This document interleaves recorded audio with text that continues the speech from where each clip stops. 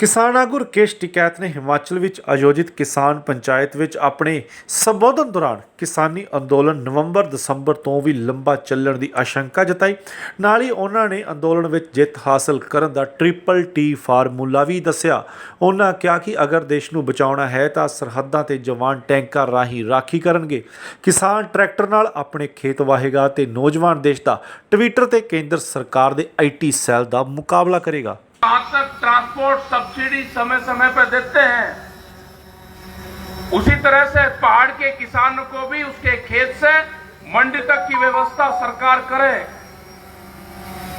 उससे यहां के किसान को लाभ होगा। यहां की कई सौ करोड़ रुपया की फसलें बर्बाद होती है जंगली जानवरों से। सरकार या तो उसका मुआवजा दे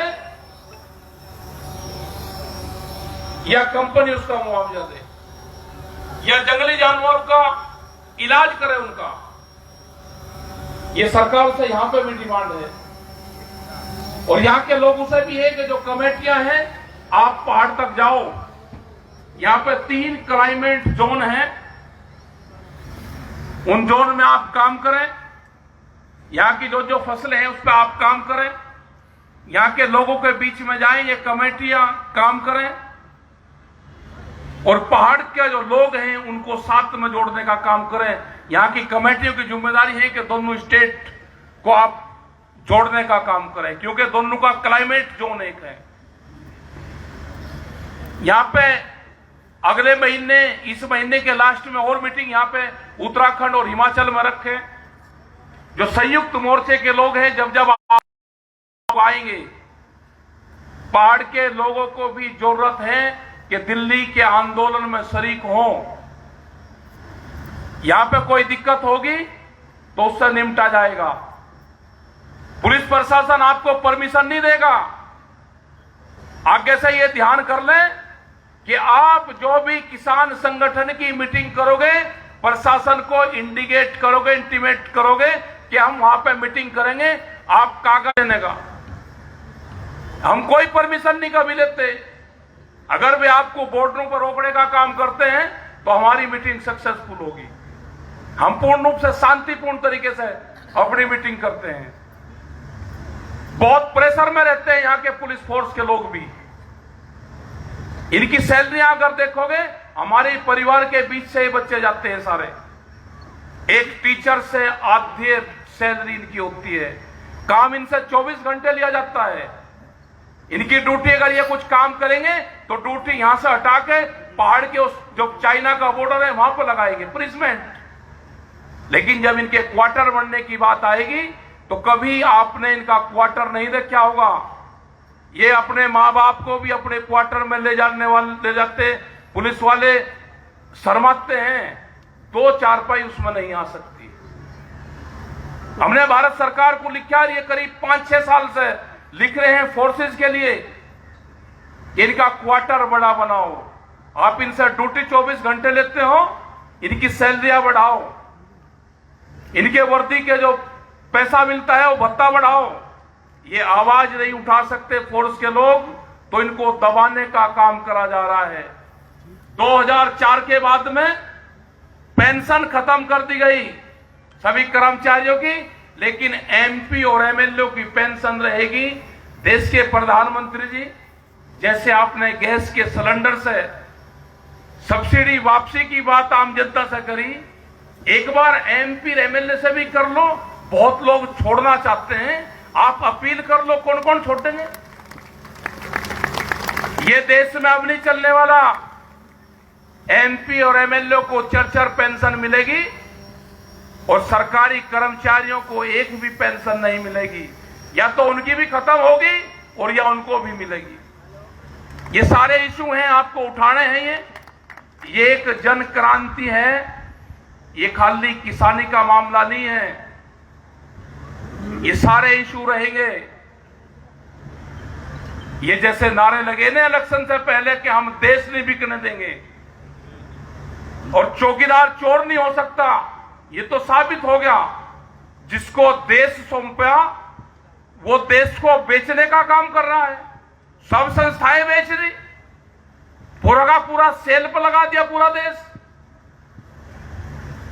नौजवानों से भगा के वोट ले लिया।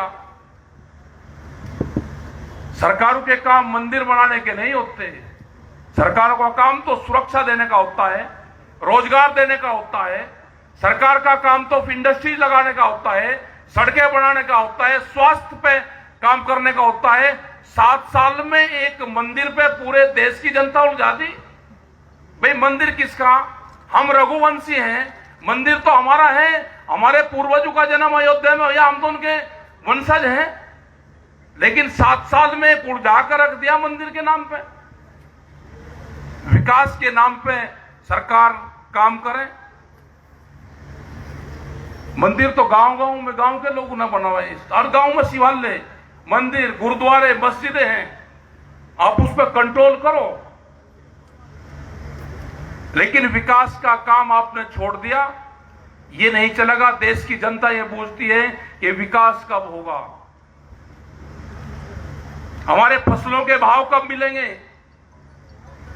आलू का रेट 2.5 महीने पहले, आलू का रेट आज से 70 दिन पहले 40 रुपया किलो। आज जब किसान की फसल आ गई तो 2 से 3 रुपया किलो। पूरा टमाटर का किसान बर्बाद, बाजरे का, सारी फसलों का किसान बर्बाद। एमएसपी पे अगर कानून बन जाएगा तो एमएसपी से नीचे पे कोई खरीद नहीं करेगा। ये कानून चाहिए। 3 जो कानून बने ये वापसी चाहिए। जो दूध का एक एग्रीमेंट विदेशों से होने जा रहा है, दूध का किसान बर्बाद होगा उससे। पूरा पशुधन हमारा खत्म होगा। अमूल जैसी कंपनियों ने 17 रुपए का डिमांड करी है कि अगर बाहर से दूध का एग्रीमेंट होगा तो 17 रुपए हमको पर केजी, पर लीटर हमको बोनस चाहिए उस पर, जब हमारी अमूल की डेयरियां बच सकती हैं। सीड भी ला रहा है। बीज कानून, पुलिस के थाने जाएंगे आप, दमसूद में दीवार खींचेगी। पहले महिलाएं थाने बने, बिजली के थाने बने, अब बीज के थाने बनेंगे, बीज पुलिस बनेगी। किस किसान ने अपने खेत में क्या बोया है उस पर निगरानी रखी जाएगी। अगर धोखे से किसी ने किसी से दुश्मनी निकालनी है, किसी कंपनी का बीज किसी के खेत में बगा दो 1 किलो, जब वो जमेगा उसके ऊपर मुकदमा दर्ज होगा। पुलिस किसान को घर खेचू खेचू फिरेगी। किसान कहेगा भाई मेरे पास मुझे रसीद है, मैंने इस कंपनी का बीज बोया। उसने कहा कि तुम्हारे खेत में इस कंपनी का बीज है, आपने इसकी चोरी करी है, उस पर मुकदमा और सजा दोनों है। कोई सोच सकता था कि इस तरह का कानून आएगा? पत्ती जलाने पे कोई सोचता था कि पोल्यूशन के नाम पे जेल होगी? कोई सोच सकता था कि 10 साल पुराना ट्रैक्टर आप नहीं चला सकते? एनसीआर में यह कानून है कि 10 साल पुराना ट्रैक्टर, डीजल इंजन कोई भी किसान नहीं चला सकता। आपके यहां पे 15 साल है। अभी एनजीटी का दायरा और बढ़ रहा है। हर शहर में इस तरह की पॉलिसी आएगी कि शहर से 100 किलोमीटर के दूरी पे कोई भी 10 साल पुराना वाहन नहीं चलेगा। ये पॉलिसी भी आएगी। ये पूरी पॉलिसी है कि किसानों की जमीन छीनी जाए। गुजरात जैसे स्टेट में रिलायंस को 60 गांव की जमीन दी जो आम की खेती करता था किसान। वहां पर आम के बगीचे लगाए गए रिलायंस के द्वारा और वे सुप्रीम कोर्ट तक उनको हराया गया। एकाकी जज पहले बेंच में भी आया, दूसरी में भी आया, तीसरी बेंच में भी आया। जुडिशरी से विश्वास उठता जाता है हिंदुस्तान का। इनकी जांच होगी जिनको राज्यसभा मिली। इन्होंने 2-2, 3-3 साल क्या क्या फैसले करे हैं देश में। ये वही हैं। राज्यसभा का एक पट्टा दिखाया जाता है। जितने भी नेता इस तरह के बनते हैं, जब सरकारी ओहदे पर रहते हैं, उनसे या तो शपथ पत्र लो कि कभी भी मैं पॉलिटिकल पार्टी राज्यसभा उसमें नहीं जाऊंगा, नहीं तो उनके 5 साल की कार्यकाल की जांच हो। उन्होंने क्या क्या फैसले करे हैं ये आधे जेल में पाएंगे आपको, जेल में। क्योंकि एक पट्टा दिखाया जाता है कि 2 साल बाद में 3 साल बाद में राज्यसभा है, उनसे फैसले गलत करवाए जाते हैं। ये सब लोग हैं वही। आएगी ये जन क्रांति है, आप तैयार रहो। ये लड़ाई, ये धरने प्रदर्शन लंबे चलेंगे। जो दिल्ली के अभी आंदोलन है, सरकार जब बात करना चाहे हम बात करेंगे उनसे, संयुक्त मोर्चा बातचीत करेगा। लेकिन हमने आंदोलन की तैयारी भी कर ली। जो पहले फेज का आंदोलन है नवंबर और दिसंबर तक चलाएंगे, और नवंबर दिसंबर के बाद में बढ़ाने की जरूरत होगी तो फिर बढ़ाएंगे आंदोलन को। घर वापसी नहीं जाएंगे। ये कोरोना आ जाओ, ये कोरोना के नाम पे खेल करना चाहते हैं। बंगाल का चुनाव हो जाएगा, कोरोना आ जाएगा, ये कोरोना का बाप भी आ जाए ना, ये धरने खत्म नहीं होंगे। इन आंदोलन को शाहीन बाग मत समझ लेना। आपने शाहीन बाग खत्म करा होगा, ये धरने खत्म नहीं होंगे। कोरोना की गाइडलाइन को फॉलो करेंगे, धरने खत्म नहीं होंगे, अपने घर नहीं जाएंगे। आप लॉकडाउन लगाओ, आप पूरे देश में कर्फ्यू लगाओ, पूरे रास्ते बंद करो, हम अपने धरनों पर रहेंगे, वहां नहीं छोड़ेंगे। ये गलत फहमिया है। ट्रैक्टर अपने तैयार रखो। 3 चीज से ही देश जीतेगा। चाइना के बॉर्डर पे हमारे फौज के लोग रहेंगे टैंक लेकर, खेत में किसान रहेगा ट्रैक्टर लेकर, और नौजवान रहेगा ट्यूटर लेकर। ट्रिपल टी से ही देश का भला होगा। अपने ट्रैक्टर पे बड़े बड़े बम्पर लगवा कर रखो, कहीं पे भी मोर्चे तोड़ने पड़ सकते हैं। ये मोर्चे ट्यूटर और ट्रैक्टर से टूटेंगे और जवान सरहद पे टैंक से तोड़ेगा। एक ही चीज है सारे के सारे, सबका कट्टाई मेल जोल है। इन चीजों को आप ध्यान रखो सब। और दिल्ली के आंदोलन पे भी फसल कट जाएगी, गर्मी रहेगी, अब पहाड़ छोड़कर नीचे आना पड़ेगा। गर्मी में बहुत ठीक लगता है पहाड़, हमको भी लगता है, हमको भी 5-10 दिन रहना चाहिए था यहां, लेकिन नहीं। 2021 का जो साल है ये आंदोलन का साल है। अगर 2021 आपने आंदोलन ठीक कर लिए तो आने वाले टाइम पे आपकी जमीनों की तरफ कोई नहीं देख सकता, नहीं तो आपकी जमीनें नहीं बचनी। आने वाले टाइम पे आपकी जमीनें जाएगी। जैसे ब्राजील का हाल है, ब्राजील में 80% जमीन वहां पे 280 लोगों पे है। जितना बड़ा हिमाचल प्रदेश, एक आदमी पे इतनी जमीन है। तो गलत फहमी में ना हो। ये कंपनियों के लॉ हैं, उसमें वो कितनी भी जमीन खरीद सकता है। तो ये जमीन बचानी है तो आंदोलन करना पड़ेगा। रोजगार को आपको इसी जमीन से तलाश करना पड़ेगा। और मैं धन्यवाद देना चाहता हूं कि जो प्रेस के लोग हैं वे कभी कभी दिखा देते हैं, कभी कभी नहीं दिखाते।